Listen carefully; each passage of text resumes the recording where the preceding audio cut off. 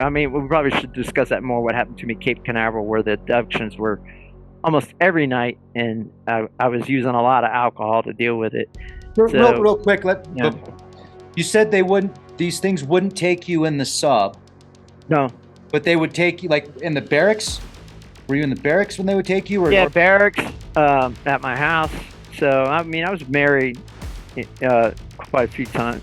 I mean, a submarines and marriage don't go together. But I usually had off-base housing, and that's what happened. So that was just something I noticed. okay, so you join the Navy, and then you have an influx of experiences. Right. Tell So us. yeah, just to cut to the chase. I mean, yeah, I was having the nightly. They weren't nightly; they were intermittent. So the interesting thing is the abductions would only happen when I was not on the boat. So that should tell you, that should throw your antennas up. I find that kind of weird. So if I was on a submarine, matter of fact, I couldn't wait to get underway because I knew I could sleep in peace. But that was my reality. So they would happen when I was in off crew or if I was in training. So Robert Hastings, when I hooked up with him, he gave me his, and he has a lot of great work, and I highly recommend people go read his work. With UFOs and nukes. And I'm going to throw it out because we can get to that later. I think these things are fallen angels and the cast out spirits we see in the Bible. Oh my. The stock markets are tanking right now. Buckle up, Buttercup. It's getting intense out there. You know what, though? Don't worry. Because they say it's going to be okay. They're here to help. Who? The government. They love you so much. No, I'm just joking, but I'm not joking about the stock market. The stock market has definitely taken a hit. And you know what? It's all about opportunity. So I don't know if you've got a 401 or an IRA that's connected and tied to stocks or the stock market. Maybe you don't even know what's going on with your 401 or IRA, but check it out. Gold has surged 48% in less than a year, doubling the gains of the NASDAQ and the S&P 500. This isn't just another rally. Global reserves are shifting, exposing cracks in the monetary system. Investors are losing confidence in paper gold and demanding physical metal, creating a massive gap between gold owed and gold that's available. And this isn't just about how institutions broke another system, it's about how you can profit from it. Right now, Noble Gold Investments has a limited supply of investment grade gold bars and coins that are available. As banks scramble to fulfill their obligations, pushing gold prices higher, you can profit. Smart investors are already moving into physical gold, and Noble Gold Investments makes it easy for you to do the same. Right now, when you make a qualified investment with Noble Gold Investments, they will add a free 10th ounce solid gold coin to your order. Don't wait until it's too late. Visit noblegoldinvestments.com now and turn their panic into your profit.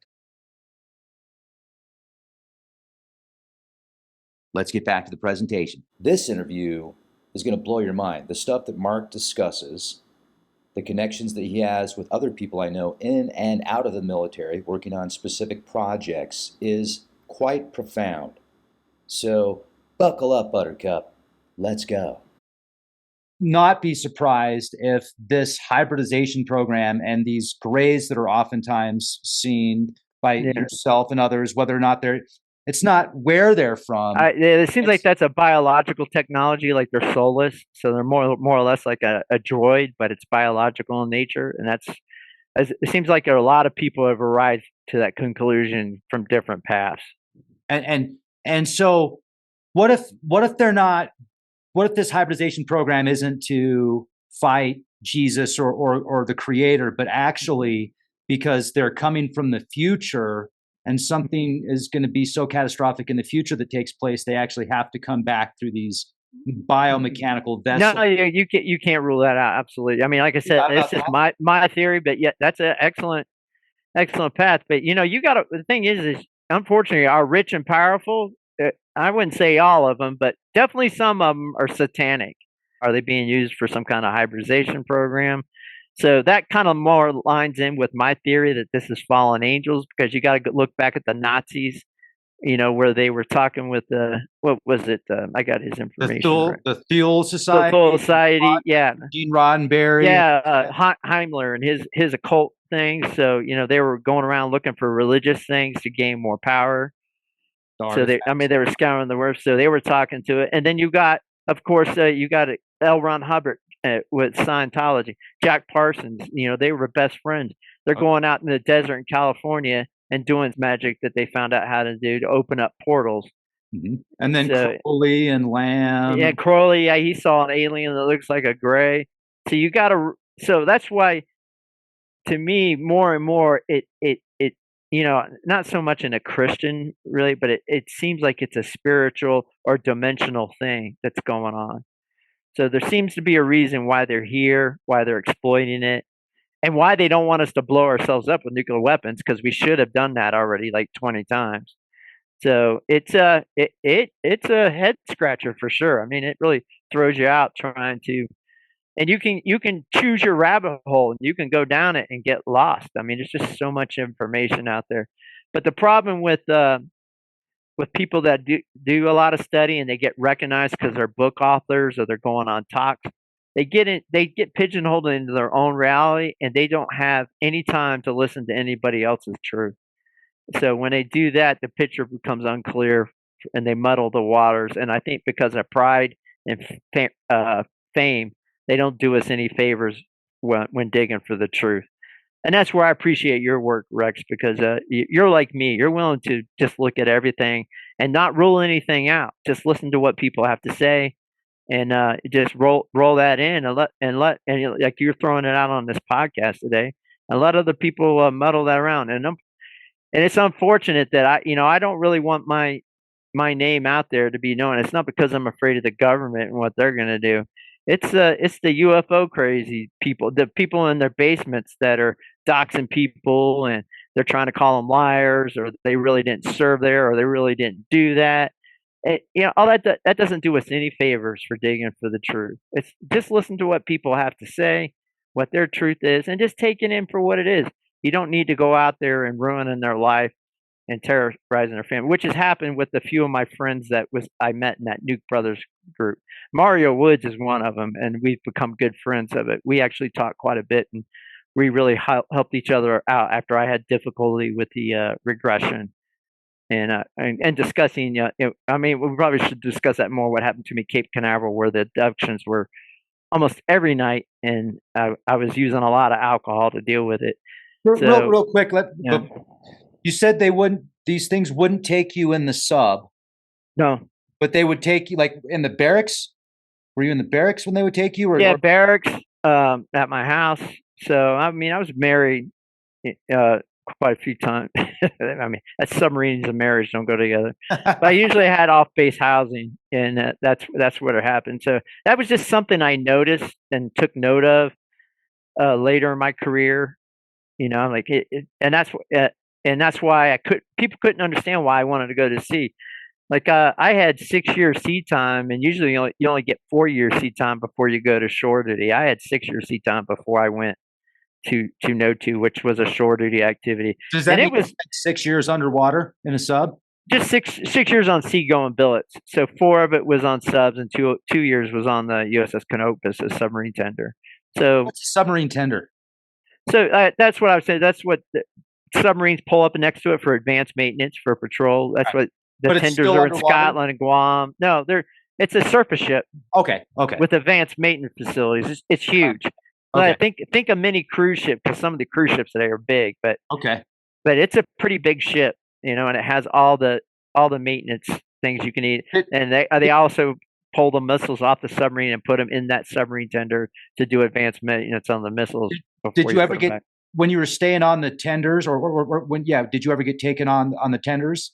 It would make sense that I would be, because it's on the surface, but no, I didn't get taken on the tender that I know. I mean, I don't think you necessarily know all the times too. So. What's your theory about why they weren't taking you when you were on the sub underwater? Well, if you disappear for a while and they're exploiting time and they don't put you back at the exact time, maybe you're only gone 5 minutes, but that 5 minutes is pretty precious for somebody to notice you're gone, is my theory. And you're not stationary. Right. Like you said, you're moving. You're moving and moving. So right. Okay. There's a lot of things I'm finding on the web where these UFOs have been following especially our missile boats the whole time. Apparently a UFO would be on top of or underwater, because these are transmedium things. So they seem to know where all we're at, and maybe it's because to make sure our nukes. I know the missiles work because I launched enough of them. The rocket is a damn good rocket, and it works every time. But whether the warheads would actually work, that's up for grabs. If these things are around us all the time, maybe they've nerded the warheads. Is the thinking I'm getting. I did get a recent message from, I can't disclose who I got it from, but apparently a missile tech here lately, like in the last year or two, was pulled through the hole, and they knew he was gone. So, but it's going to be hard to actually collaborate that. So that's just hearsay at this point. If that happened, well, that sounds like things are ratcheting up. If that did happen for real. Now, okay, let's go to your experiences then, where they were taking you, if we can.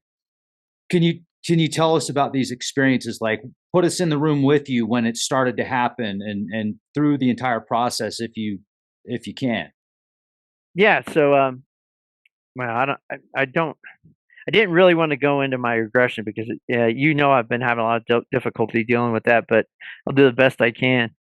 So, especially at Note 2, because I was very intimate with the weapon system. So, like I said, the working theory on that is, I was maybe hybridized or had something placed in me where I'm a DVR. So they're seeing everything that I do and work on through my eyes, if you will. Which that's a huge security thing if that's true. That's a lot to think of if that's what was happening.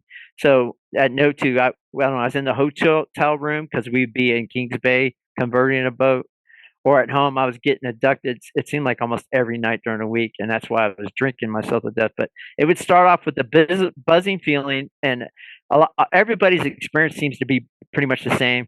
It's a buzzing feeling, and you lift up, and it's kind of like like you transfer into a slightly different dimensional reality, and they can float you through raw walls because of it. I knew there was entities around me. I couldn't really see them, but they're there. And but in the regression, I saw them. They were in fact the Greys, and so I would go out the window and up in the air, and the one in my regression, because you got to zero on just one incident to get clarification. So maybe I'll just use this one incident that I got in the regression. But I went through the up, and I could see the palm tree was in my front yard from up in the air. I come into I couldn't see the UFO itself because there was just a lot of bright light around it. And then all of a sudden I'm in a room there. I could see like a curved wall. That original entity that abducted me when I was like 2-3 years old, he was there. And it kind of looks. I said it looks like a bug in my regression, but I think it's because of the big eyes. And there was like a human there, but it didn't.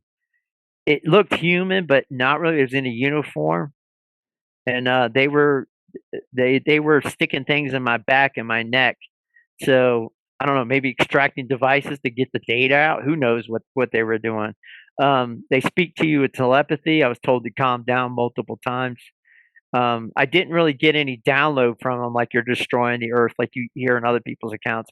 I was just completely terrified. I couldn't calm down enough to really or want to converse with these things. I just wanted the hell out of there. And so eventually, I mean, I could see like some gadgets and tools. In the regression, they zeroed on some. What do the gadgets and tools look like?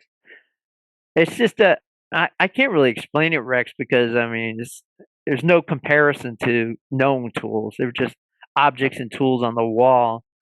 I mean, heck, it kind of looked like all the tools we use to go inside the rocket to do work with that. It's just tools that everybody wouldn't know of unless you use that one-off tool. So just think of hardware on a wall. So, and like I said, it was a curved wall. I did see a door on one of them, and like I said, it had the human and it had the Greys there, along with the that bigger bug-eyed looking guy. Some people think it's a praying mantis, but it didn't look like a praying mantis to me. It just looked like that one that Richard Dolan has in his book. So they were doing whatever they needed to do to get maybe information out of me or put something else in me, and they put me back. But you gotta, if we're gonna believe that, like I'm a DVR, a human DVR at that point, I would have been the perfect candidate for it because I was as hands-on as you could get with the weapon system. So if they're using people, and that's what the theory is too, that they've been like Mario Woods, they took him, and I think his accounting is pretty intense because he had physical burns from it, and the VA and the military never give him credit for it. That's a whole nother story. But you have Randall Forrest as well. That was a nuclear weapons compound and that whole incident. So they're just extracting information from people because I think what they're trying to do is learn how to inert or control our weapon system so they can make sure we don't destroy each other. And like I said, I have my theory. Mine's more of a biblical, but it could be for a number of reasons. The future of humanity, like you were talking, or these are just ETs from another world. I mean, I would really like it to be like Star Trek. Who wouldn't? Starships going off and discovering, and everybody plays nice, and even the ones that don't play nice, after a few lasers and torpedoes your friends. I wish it could be like that, but the reality I was experiencing, it's nothing like that. It was very terrifying for me. So I mean, from a nuclear weapons standpoint, it just seems that they want to be able to control the weapon system. That makes total sense. And it's like full surveillance. And if they can extract somehow blood from you and then have a technology that allows that to turn into some type of surveillance, I don't want to, I mean, maybe they got nanites in there. I don't know. I mean, and they're. We found out, no, I don't mean to cut you up, but research with the DNA, I mean, it was like 2006 or 7. There's a paper online you can read about it. They were able to download the entire Library of Congress on like several versions of it onto a DNA strand and extract it. So that should tell you a lot more. Corporations are looking into synthetic DNA now for storage because it'll store more than regular. No, you're absolutely right. And they're growing human brains, brain tissue for the next generation computers, and that goes right along with the Greys of how they're like a hybridized droid that's biological. So we are amazing creations by a creator. I have my version of creator, but everybody has their own truth. But every one of us we are a spiritual gift, and everybody needs to realize that. I treat an Aborigine or somebody that's poor from the Bronx or somebody with a PhD. I treat them all the same because that's what we should get everybody respect because we're all amazing creations for God. And we should all learn to love each other a little bit. I think a reason they're here exploiting this is because we seem to be a lot more special because of that, having the souls we have. One account says, the guy was screaming, and they started ripping his flesh apart on board the UFO. Said, we can damage your body and take flesh off you and put you back together, but we can never hurt your soul.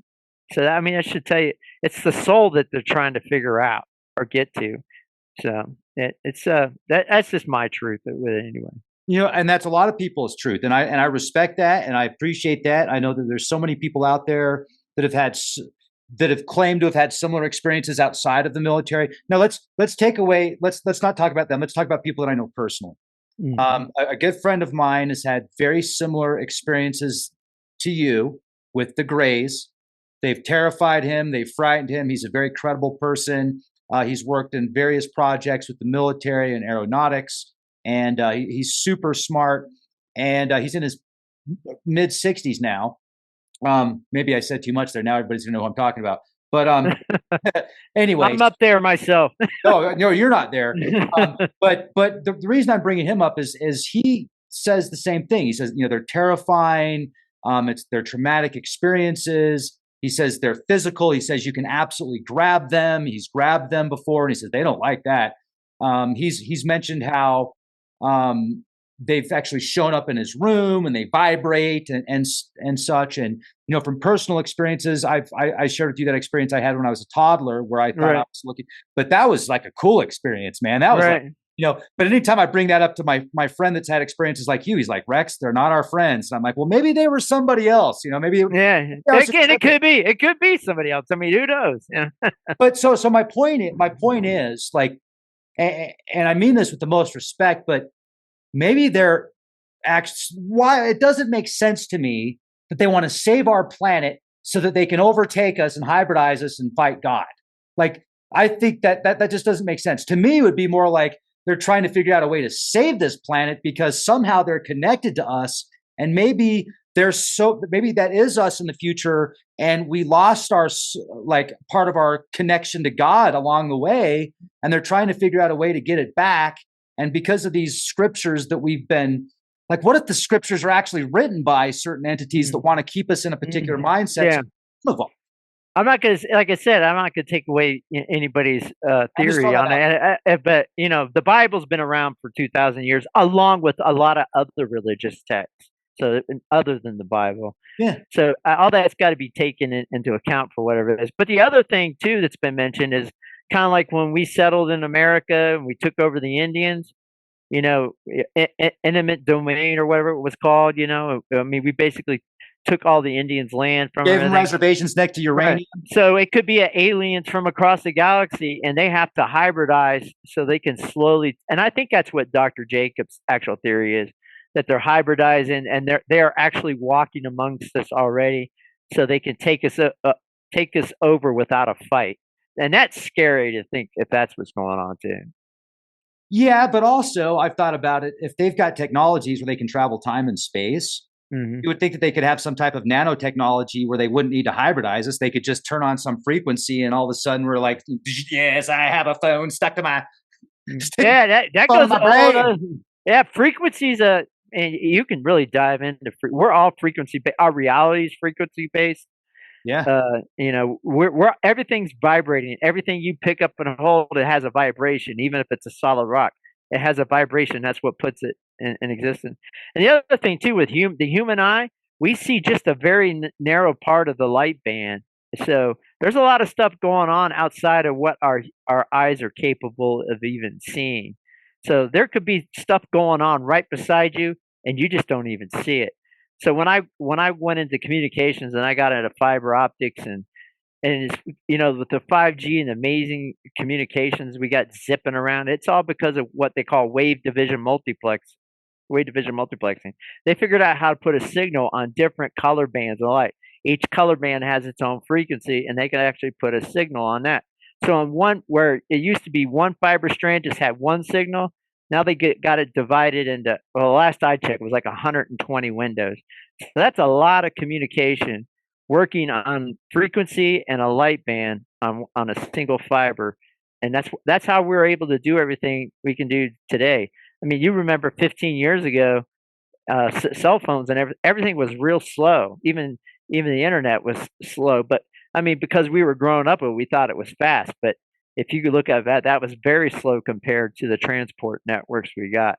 So our scientific community and our engineering community that we know of, I mean, we got a lot of amazing stuff going on that exploits frequency, light, energy, and on top of whatever the recovery with these discs, which is the new thing that's been coming out on that News Nation podcast, and Mr.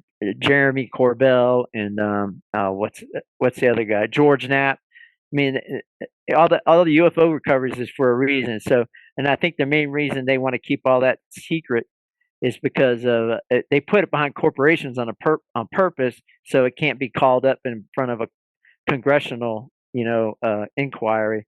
So anything behind a corporate wall, they can't touch, and that's why they've had it. And it's about money, like we talked at the beginning. It's all about money. They don't want to let that stuff get out there open source if they have anti-gravitics or ability to generate power like Dr. Greer thinks. They're not going to just let that get out because they stand to lose a lot of money with that. But yeah, it's a lot. There's a lot going on, and like I said, it just depends on what rabbit hole do you want to go down, and how far do you want to take it. And it's easy to get lost into one particular train of thought for sure. But you really gotta be more open minded. You gotta be willing to take in everything if you want to get anywhere closer to the truth. But here's the kicker I wanted to say. I think the reason that Congress, which it has not come out, and there was even a recent podcast. No, it was not a podcast. It was a documentary. It just came out about something about disclosure, and all all the like Dr. Jacobs and Robert Hastings and all these guys, Dr. Butch, they all went to that. I think it was a movie screening there in Austin, Texas. So they're all glad-handed, but they kept out abduction out of there, and that's what they got upset about.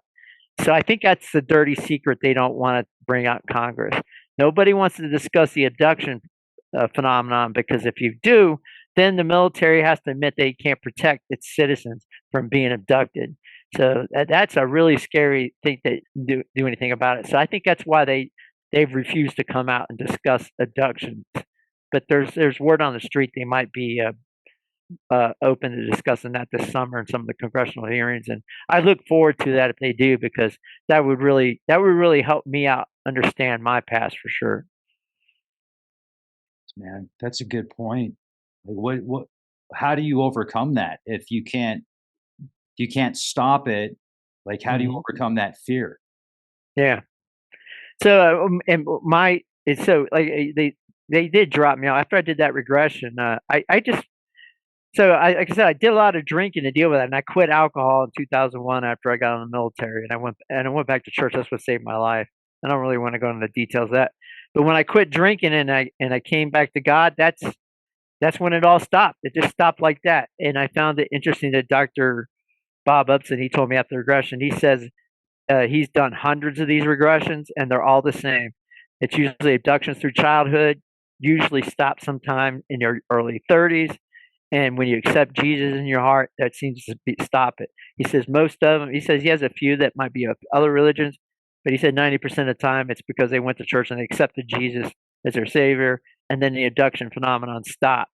So you got to. I mean, that's real accounts from a doctor in psychiatry. You know, he's I don't know if I'm sure he wrote all that stuff up, but that's it. That's his reality, what he's seeing, and that's scientific. And you got to take that into account. That's what's stopping. So it's been going on for a long time, and I couldn't deal with. So the paranoia is what killed me. And I think I was, because you were calling me intermittent and checking on me, and I appreciate that.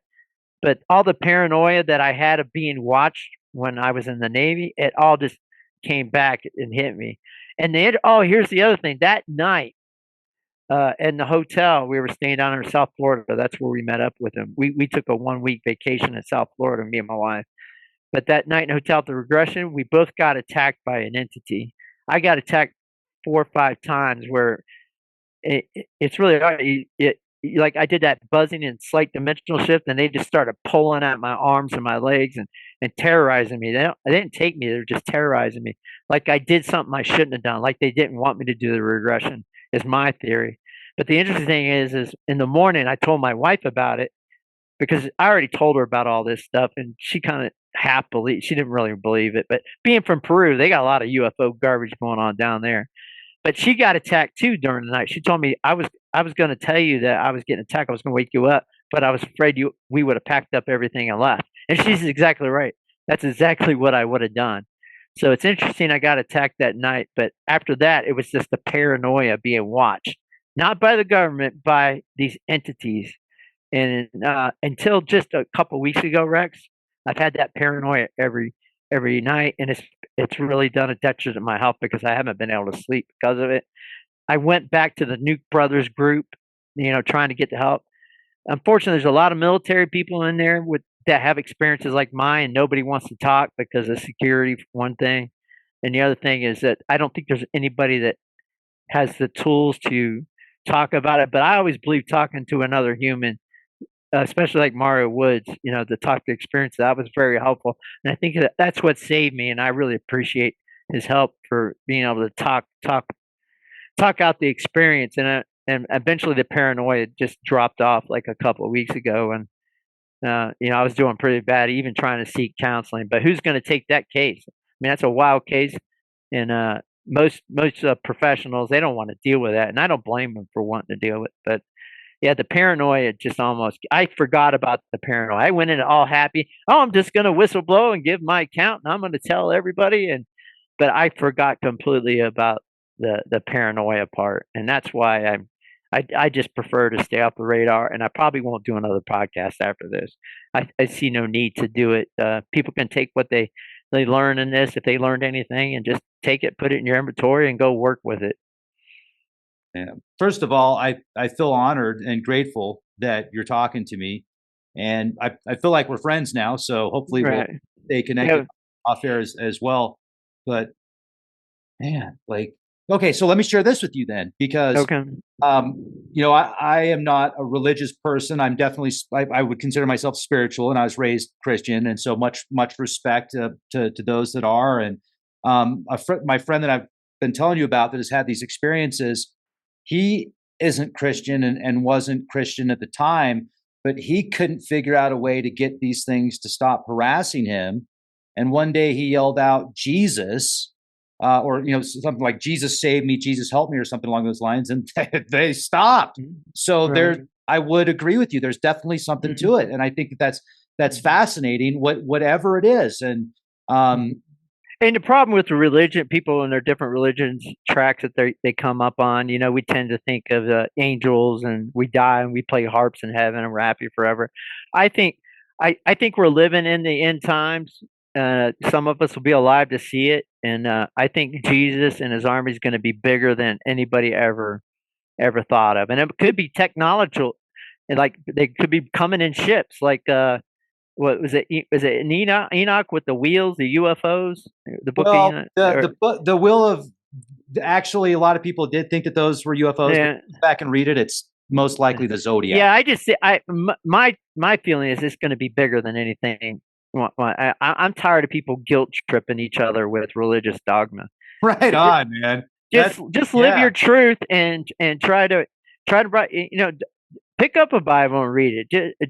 Just ponder on it. You don't have to go to church and start paying 10% to somebody that's going to drive a Cadillac and buy a yacht with it. Like I said, if you go the Christian route or pick up a Bible, it's a personal journey between you and God and Jesus. It's not. I think showing up and worship with people is a vital thing to do. I think you get a lot out of it, but it's a personal journey for sure, and you got to look at it that way if you're going to get anything out of it. Have they, besides the recent event where they were messing with you and your wife at night at the hotel, have they bothered you since? I was bothered a few times at home. That's what kept the paranoia. And even when I was up, because being 100% disabled vet, I can't work because my body doesn't cooperate. Like I told you this morning, I need a lot of time to get out of pain. Once I'm out of pain, I'm good for the rest of the day, and I work on cars and around the yard and stuff to keep busy. I don't believe in sitting on a couch and streaming because that's how you die quicker. So I just keep pushing the boundary of that. But no, I had the paranoia even when I'm out working on cars and out in the yard, about just the feeling of being watched. And like I said, the paranoia finally settled down. Because like I told you, we don't see everything. A lot of the light spectrum we just don't see. So these things could be right beside you and observing, and you wouldn't even know they're there. It's interesting you brought up the light spectrum, because you're right. We see 0.01%, and then our brain filters out about half of that. And I was saying earlier, how much is out there that we don't see, and perception. And, you've worked in communications, so wireless technologies, fiber optics and such, so you can send and receive information. Yeah, that was a unique experience. I mean, I went from working on the DMS and Nortel switches when it was still digital. And before that, it was relay. You heard a lot of relay clunkings when if you remember the 70s, when you made a phone call long distance across country, you can actually hear the relays click in, go clunk as it's going through different switches across country, and then finally the call was set up. The digital one was a little bit more advanced than that, but that's when fiber optics started getting incorporated in the 90s. I got there to 2000, so I was on board for the voice over IP transfers. So we had a lot of trouble with integrating what we call E911 in the early 2000s, but everything's on VoIP, and it's unfortunate that the three-letter agencies always seem to show up to engineering meetings, or they come to your switch site to put taps on fiber, and they have gear to monitor everything. They've been monitoring everything, or had a tap tube monitor thing for a long time. Now they got this big fancy server farm out in Utah, and everything you do on your phone. I mean, everything. I mean, these phones have accelerometers. They can tell your gait and your walk when you're injured or if you're carrying a firearm, and all that stuff reports back. And then and data is the gold right now, because so your insurance company might not know your driver's habits, but you put a grocery app on your phone and it reports to that insurance company, and that's because you agree to everything, all access to your phone, and then all your rates go up because another data broker sold that. So communications have just gotten wild. Everything goes through Utah. Everything you've done for the last 20 years, I'm pretty sure they have a backup of that on Facebook, messages, text, and they can pull your conversations out real time now. Before it was a tap and they recorded it and had to go listen to it. But they can literally pull your conversation out real time and you won't even hear it. Like on Art Bell, when it was digital technology, you would hear the clicks as they tapped in. So you can tell they were tapped in, but you wouldn't even know now. You think that also because of your clearance in the past and the work that you've done, and do you think that they knew at the time that you were being abducted, the military, possibly? I do think that. Honestly, think that. So, because it's interesting that my background checks were done in the '80s and how much they found out then without having internet technology. So obviously they had a data collection metrics of somehow, or a matrix or something. So I mean, they knew things I did all the way when I was a kid. I think that's what the recruiter joked about me going to become a missile tech, because I almost burnt down our trailer park we lived in playing with gas and cattails. So I mean, they knew about that when I was 13. My dad accidentally go a long way. We're recruiting him right out of high school. yeah. Get this. I didn't disclose that I went into Mexico because my dad accidentally drove into Mexico, and I was like 10 or something like that. And they knew about that, Rex. We drove across the border and we drove right back because he made a mistake. And they said, you didn't disclose you went to Mexico. And they actually drilled me on that. So we had guys, based on because a lot of your background would start to come back when you're in sub school and that part of the time. And we'd have guys that they didn't come back. After they went out with the defense investigators and they didn't come back to class. They were just gone. So it's amazing how much they knew back in the '80s, or how they could collect data. So, and me working in communications, I know they got the goods on everyone, and I think that's wrong too. I wish there was a way to take away that ability to, because they, like I said, they don't need a court order to know anything about you. They just got it. They got everything on you already. Then they got little sims of you and like Sim 3000. They're like, okay, this is what Mark's going to do tomorrow. Mark's going to do a podcast. We have a 96% prediction rating with the sim that we made of him in the supercomputer. Yeah, they got AI simulator. Yeah, they know exactly what you're going to do that week before you even do it, based on all the algorithm data they got collected on you. It's metadata. Metadata is a bitch, as I said. I mean, what? So what do we do? Like, do we just hope for the best? Do we like? You do like me. I barely know where my phone is half the time, and I just ignore it. I'm getting to where I'm disengaging from the computer too. It's just because I feel they want you sucked in. The younger adults, the last two generations of younger adults, they were raised by these phones. So unfortunately, every time they hear a ding, it's like that addiction hormone. Maybe you know what it is, but they serotonin or something. Yeah, they need that hit. As soon as they hear that ding, they're checking their phone and they got to see what's going on.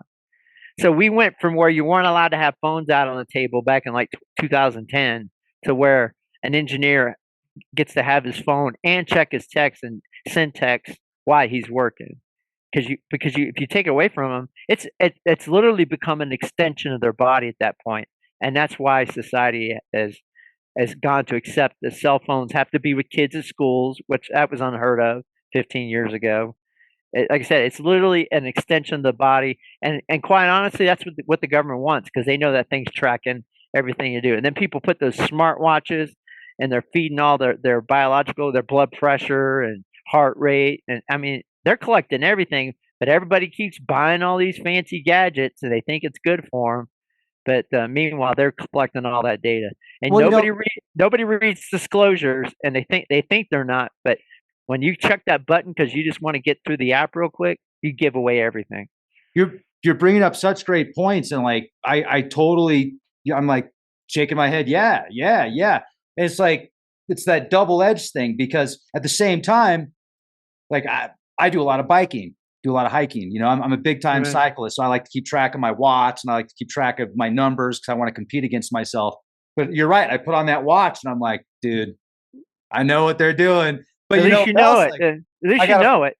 I know. I'm like, all right, guys, now you know what my heartbeat is when I'm going up Wolf Creek Pass on my road bike. You're like, okay, is it 190 beats per minute? Averaging 8.3 miles per hour, up at 9% grade. But Rex, have you noticed, like, both of us being from Colorado? I mean, have you noticed when you get out to the mountains that your body feels different, that you feel more at peace? It's because of everything that's running. We have a lot of point-to-point communications running through there, and 5G is a former defense band. So that's microwave band, and that's no good for anybody. So when I went to Peru, so that feeling we have out in the mountains, like you get like peace, like you just feel better. When I went to Peru, I got the same feeling. Nice. And that's why we're working on our house down there. I'm saying everybody might be coming here from South America, but for me, I'm ready just to go down there because I need that feeling of peace. Because I know there's just a lot of wideband and narrowband communications just running through the air, and it's no good for the human body. Now they're working on 6G terahertz communications. And then the original reports were like, it's making test subject rats' brain cells bigger. But don't worry, does that mean it'll make you smarter? And that's how they're going to market it. Right. Oh, it makes your brain cells bigger, so you must be smarter. Oh my gosh. I mean, 4G, honestly, 5G, I haven't noticed is any faster than 4G. It's like pinpoint accuracy for tracking. It's a completely different technology from 4G. So you're in the gigahertz versus the megahertz range. Yeah, 5G is 5G is like the Wi-Fi routers we've had for 20 years. 5G. There's 5G and fifth generation. So 5G is 5 gigahertz. Yeah. That's on your router, and then fifth generation. Well, you know this, I'm sure, right? But being a defense band, I mean, and that microwave band, it doesn't travel that far. So that's why they got to put these like point to point thing. So they have like a hub tower, and then they have all these other repeater towers around it, and that's what your phones feed into. Those like they're not really, they're repeater collectors. I don't know the actual name, but I know how the topology works. And then it feeds back to the main tower, and then it drops on the fiber and gets into the transport work. But that's not how 4G or 3G works at all. It's a completely different technology. Yeah, I think some of that 5G stuff's even running like 20, 30, 40 gigahertz. And then the 4G is usually around, I think, 800 megahertz. Yeah, it's all low to the ground too. You see it on the side of buildings everywhere. You see those antennas where before it was big antennas way up in the air. And, they made antennas look like trees and stuff. That was terrible. 4G. But you're seeing all that disappear because everything's literally mounted on the side of buildings, and like I said, that they're in like hive clusters where they report back to a central point. I mean, I'm okay with 4G. I don't need 5G and 6G and whatever else, but it's just becoming more advanced. And then China was just bragging about how they sent down it's so fast that it makes Starlink look slow. They sent out some laser from a satellite to a communication hub. Ridiculous. Well, there's a theory since bankers control the planet and they're tired of people having freedom and fighting them all the time, so that's why they want a one world order. But the theory is that China was given all the money and the ability to develop their networks the way they have, where they track people and the social engineering that goes on. Like if you talk or you're in the wrong place, you get credits taken away from you. Oh yeah, that's been worn gamed out, and they got it perfected because of China. But that's what they want on everybody, and that's why 5G's been pushed out, and certainly why 6G, which I haven't studied that yet, but certainly that's why there's technologies there, is to put us on a cryptocurrency that's centralized and to track everything you do. And they're going to put everybody in specific grids, and you're going to, like, I think they call them the 15-minute cities with the WEF. But yeah, they want everybody just to stay at a central grid where you're fully controlled and monitored, and you have to get permission to go outside the grid. That's the banker's wet dream, and that's what they're pushing for. And the technology's already put in. It's just a matter of breaking down the governments, taking away the Constitution, and getting it done, which we're close to it. It's getting closer, man. It's freaking scary. They're working on pod people, Mark. Pod people, like it's the prequel to the Matrix. It's gonna be the new timeshare. Yeah, and there's even theory that that because power is a big thing for AI and running all these servers, they got to find more power. And it's interesting in the Matrix. It's funny how our media and movies kind of predict the future. Star Trek with the communicators, which Yeah. you later turn about cell phones and the flip phones in the early 2000s. It's the same thing with the Matrix. People they're just little power generators and they're plugged in the Matrix. And what they do is they live a reality that's not real, just like the Matrix. And that soon could be our reality if people don't wake up and get over themselves with politics and this whole Republican Democrat paradigm. I am proud of a lot of people seem to be waking up now and they realize that the Republicans and Democrats have been working together for years. Like And WWF. yeah, if you break all that down, they all been corrupted. They all got. It's unfortunate. It's money, pride. Those are easy tools for bankers to corrupt, and they find out all your dirt. They find out something about you, and so I mean, you blame politicians for doing that, but at the same time, they put themselves in that position and they accepted the money or the control set they were given, and it was their choice. So it's unfortunate, but that's how humans are. They're easily corruptible, and it's something that the Nazis knew about. And we got we took all their scientists and we got into the early programs with and the CIA was MK Ultra. That's all out of Nazi stuff. So the people that actually control the world, and the people that control the world, you don't know their names. The people that we hear in WEF or George Soros, those are big. Schwab. Those are big names, and but they're not the people that really control things. The people that control things, you don't know who the hell they are. And then here's another thing. I wouldn't be surprised if there is an ET influence. There's definitely some type of either advanced human intelligence from a breakaway civilization from thousands of years ago, or these things are ETs or us from the future, or whatever. It probably isn't human. Whatever's running the show, it's probably more than that, and it's probably been doing it for a long. Right? No, the secret societies, no, they're getting their advanced technology and ideas on how to control people from something, whether it's demonic or an entity. They've been channeling and had this technology. Like you heard of the floating airships in the 1800s. And there's people that write about that, like secret societies, they knew about that. So it seems like that's been around for a long time. And the breakaway civilization has been here for a long time. And that could be where all the people are disappearing to, too. Maybe they're going to the moon. Maybe they're going to the Mars.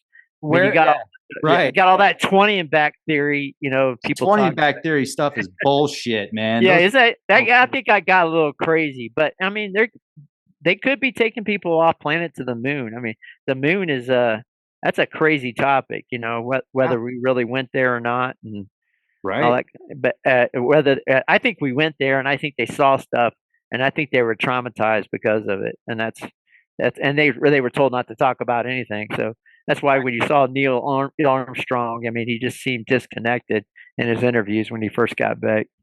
Yeah. I wouldn't be surprised if it's some type of arc actually, where they actually it seems like that the moon has to be there specifically for the tides to work the way that they do, and for like the sun and the moon, everything's placed. It seems like we were put here. I wouldn't be surprised if we were put here. Here in the movie. Yeah, there's a bigger picture. I mean, like I said, the biblical thing's working to keep me sane from now.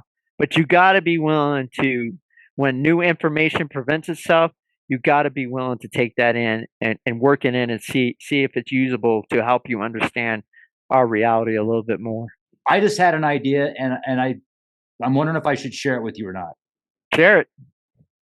What if some of these experiences you're having, like, what if it's actually you from the future protecting you? That's a crazy one. It could be. I'm getting goosebumps, like, thinking about it. I'm literally getting Wouldn't that be crazy? The funny thing is I had a twin I was born with too. Died at birth. Who knows? It's crazy to think about. It could be. I've often thought that that there's a breakaway human element that's in on these abductions, and there's people that believe that and have written about it in books too. Because I mean, dude, it's got to be scary as hell. Like whatever you're going through. I mean, can you? Didn't you tell me that when you look in these Gray's eyes they almost seem like they're biomechanical. Yeah, the Grays, they feel soulless, like you're screaming to them for help, but they're completely soulless. I mean, they're like running a computer program. They're just doing what they got to do, and the only ones you get telepathy from is the like that bug looking thing I was telling you about that originally abducted me. That was the only one I was getting any messaging to calm down from. With So, the and there with was the dreadlocks. yeah, and there was a human in one of them, and I knew they were talking, but it's like I didn't. It's like a different language they were using, if you will, and I didn't understand. Even though I can hear them telepathically, I didn't understand what they were talking about. It was like listening to some like Spanish talking, and you don't know Spanish. It was that kind of thing. Does it physically hurt? Like when they? Yeah, it was interesting. Is it didn't hurt when they were pushing instruments into my back or anything. You could feel it. It's kind of like when you go to dentist, you're all numbed up and they're jamming tools in your mouth. If you got enough Novocaine, you don't feel it. That kind of thing. But that didn't help. The terror of being there and being taken and wanting to get the hell out of there. That's the hardest part. Do you ever remember like how many of the Grays are there usually around you? 3 to 4, I would see on average on the regressions. You got to, but until I did the regressions, I never saw anything. I just knew they were there. Okay. They said I did 2 podcasts, and you can reference those links. I can send those to you in 2020. Like I said, I'm not some Johnny come lately. This is something I've been dealing with, and that's why I reached out to a podcaster in 2020. And I was when I did the pod, I think that's would be a good one to listen to because I was trying to understand what I was dealing with before I did the regression. You know, just under because that's what was it 2017 when that video came out, and that's when the whole disclosure thing was started. So I was in on that early because we got disclosure and now aliens are real and people believe you. Heck yeah, I'm gonna jump in because I want to try to figure out what the hell happened to me. So that's where I was at in 2020. But after the regressions, I just felt like I pushed it too far and I caused a lot of harm to myself, and it could have been really bad for me. And luckily, I was able to talk with Mario, talk these things out, and like I said, the paranoia has died down, and I just want to go back to working on that Subaru Turbo I got out the front yard and making it look new again. I find a lot of peace because missile techs were the wrench turners, and I find a lot of peace with a tool in my hand. I used to have a Subaru WRX STI.